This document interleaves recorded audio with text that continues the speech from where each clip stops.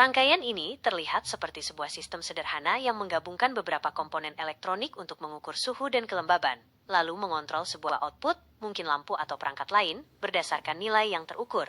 Komponen yang terlihat, 32 peseta Spanyol. Ini adalah mikrokontroler yang bertindak sebagai otak dari sistem.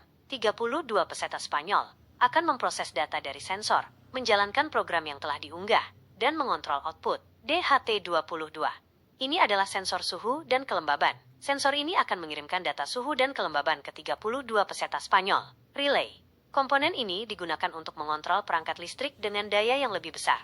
Misalnya, kamu bisa menggunakan relay untuk menyalakan atau mematikan lampu. LCD. Layar LCD ini mungkin digunakan untuk menampilkan data suhu dan kelembaban yang terukur.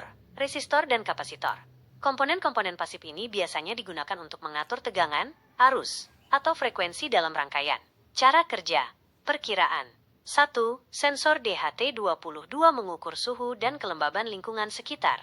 2. 32 peseta Spanyol membaca data dari DHT-22. 32 peseta Spanyol memproses data tersebut dan memutuskan apakah perlu mengaktifkan relay berdasarkan nilai suhu dan kelembaban yang telah ditentukan sebelumnya. 4.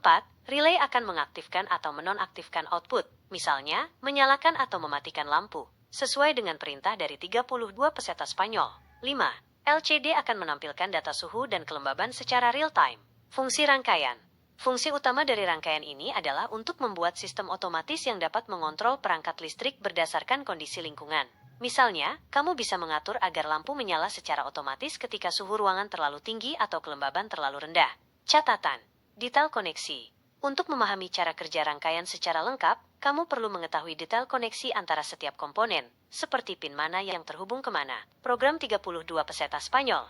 Fungsi spesifik dari rangkaian ini akan ditentukan oleh program yang diunggah ke 32 peseta Spanyol. Program ini akan menentukan bagaimana data dari sensor diproses dan bagaimana output dikontrol. Untuk informasi yang lebih spesifik, kamu perlu memberikan informasi tambahan seperti program yang digunakan. Bahasa pemrograman apa yang digunakan untuk membuat program 32 peseta Spanyol?